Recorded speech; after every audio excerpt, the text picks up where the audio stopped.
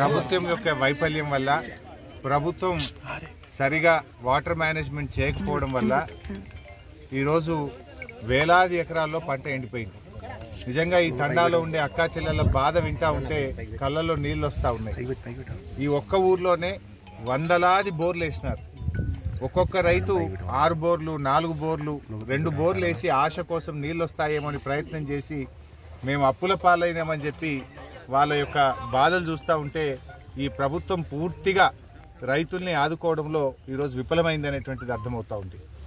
ముఖ్యంగా రాష్ట్ర ప్రభుత్వం గోదావరి నదిలో నీళ్లున్నా కూడా దేవాదుల ద్వారా నీళ్లు పంపింగ్ చేసి రైతులకు నీళ్ళు ఇవ్వడంలో ఇవాళ పూర్తిగా వైఫల్యం చెందింది.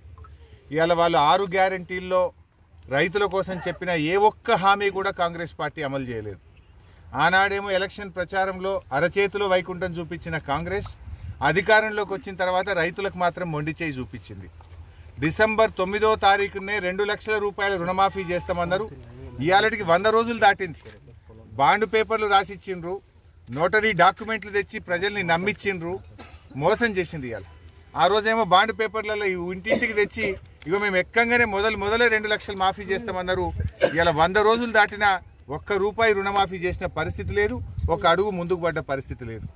ఇగో మేముండంగా మరి 10,000 రూపాయలు ఆ రోజు రైతు బంధు ఇస్తే ఇగో మేము వస్తే 15,000 రైతు బంధు ఇస్తామని చెప్పి నమ్మబలికిండ్రు.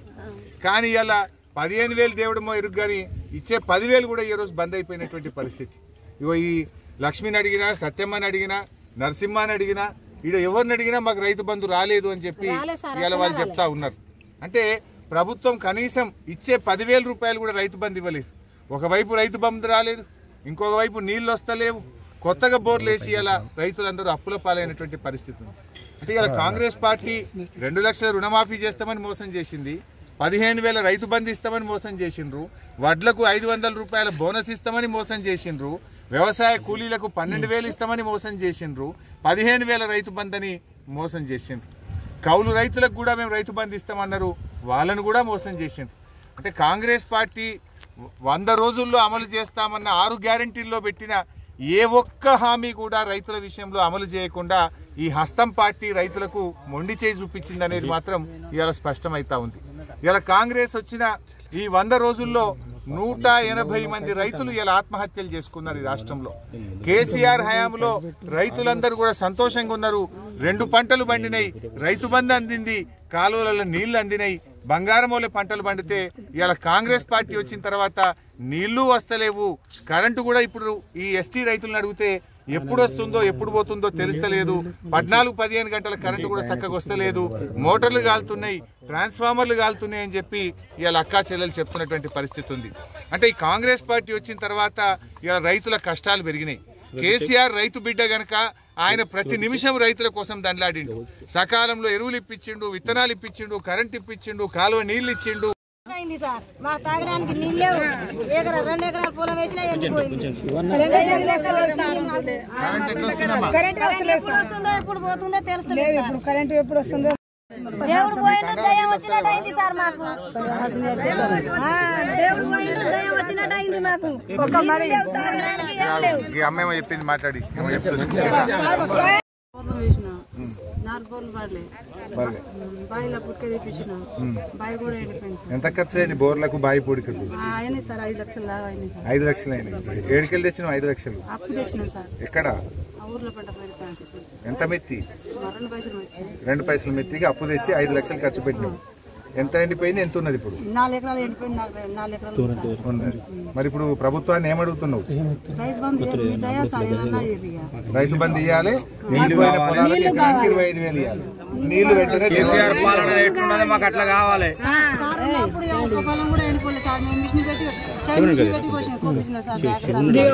దిగబడుతుంది సార్ కేసీఆర్.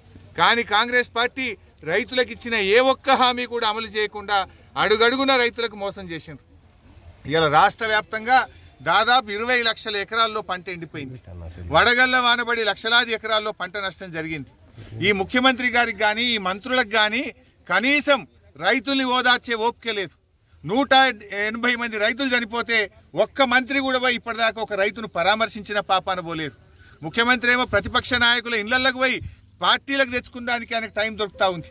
గేట్లు తెరిచినా అని మరి గెలిచిన ఎమ్మెల్యేలను గుంజుకపోయే ప్రయత్నం చేస్తుండు, మా బీఆర్ఎస్ పార్టీ లీడర్లను ఇళ్లలోకి పోయి గుంజుకపోయే ప్రయత్నం చేస్తుండు. కానీ ఇవాళ రైతులు పిట్టల్లాగా రాలిపోతూ ఉంటే, చచ్చిపోతూ ఉంటే ఒక ముఖ్యమంత్రి రాడు, ఒక మంత్రి రాడు, కనీసం పరామర్శించరు, ధైర్యం చెప్పరు. గా నీళ్ళే శాత కాదు. నేను మొన్న ఎప్పుడో చెప్పినా, మేము గేట్లు తెరిస్తే అందరు మా పార్టీలో చేస్తారు. నువ్వు తెరవాల్సింది గేట్లు రాజకీయ పార్టీల కోసం కాదు, ప్రాజెక్టుల గేట్లు తెరువు, రైతుల పొలాలు కాపాడు, రైతులకు నీళ్ళు ముఖ్యమంత్రి అంటే ఆయన చీమ గుట్టినట్టు కూడా లేదు. రైతుల్ని కాపాడాలి, తక్షణమే ప్రభుత్వం స్పందించాలి. అదర్వైజ్ ఏమైందంటే వాళ్ళు ఆత్మస్థైర్యం కోల్పోతా ఉన్నారు, ఆత్మహత్యలు చేసుకుంటా ఉన్నారు. ఇక్కడ చూస్తే ఒకే రైతు ఇలా సత్యమ్మ 4 బోర్లు వేసి ఆమె కళ్ళ నీళ్ల పర్యాంతం అవుతా ఉంది. ఆమె బాధను మేము ఇలా చూస్తుంటే ఇలా గుండె గదిలిపోతున్నటువంటి పరిస్థితి ఉంది. ఇలా ప్రభుత్వం స్పందించాలి. ఇంతకుముందు కేసీఆర్ ఉన్న 10 ఏళ్లలో ఎక్కడ ఊర్లలో బోరు బండ్లు కనవల్లే, ఎక్కడ బావిలో పూడికెతీతకు క్రేన్లు కనవల్లే. ఇలా కాంగ్రెస్ వచ్చింది, ఊర్లల్లో ఊరికి 100 బోర్లు వేస్తూ ఉన్నారు. ఊరూరికి మరి కూలీలను పెట్టి క్రేన్లు కిరాయికి తెచ్చి బాయిలు గజం 2 గజాలు లోతు కొడుతున్నారు ఆశ కోసం. అంటే ఇదంతా కూడా అప్పుల పాలవుతున్నటువంటి పరిస్థితి ఉంది. ఇది పూర్తిగా కాంగ్రెస్ యొక్క ఫెయిల్యూర్. అందువల్ల తక్షణమే స్పందించాలి, ప్రభుత్వ యంత్రాంగం కదలాలి.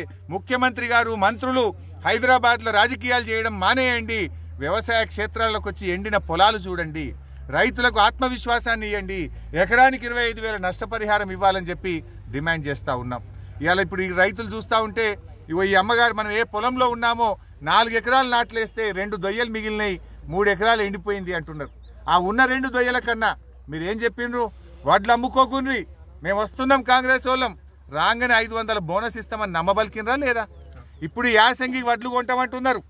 దయచేసి వెంటనే ప్రతి క్వింటాల్కు మీరు ఇచ్చిన మాట ప్రకారంగా 500 బోనస్ ఇవ్వాల్సిందే. 500 బోనస్ ఇవ్వకుండా రేపు పార్లమెంట్ ఎన్నికల్లో కాంగ్రెస్ పార్టీకి ఓటు అడిగే హక్కే లేదు. రైతులందరూ మీకు గుణపాఠం చెప్తారు. నువ్వు రైతు బంధు మోసం చేసినావు, ఇవాళ కరెంటు విషయంలో మోసం చేసినావు, రైతులకు బోనస్ విషయంలో మోసం చేసినావు, వ్యవసాయ కూలీల విషయంలో మోసం చేసినావు, రుణమాఫీ విషయంలో మోసం చేసినావు. తప్పకుండా రైతులు మీకు గుణపాఠం చెప్తారు. ఇప్పటికైనా స్పందించి ఎకరాన 25,000 నష్టపరిహారం ఇవ్వాలి.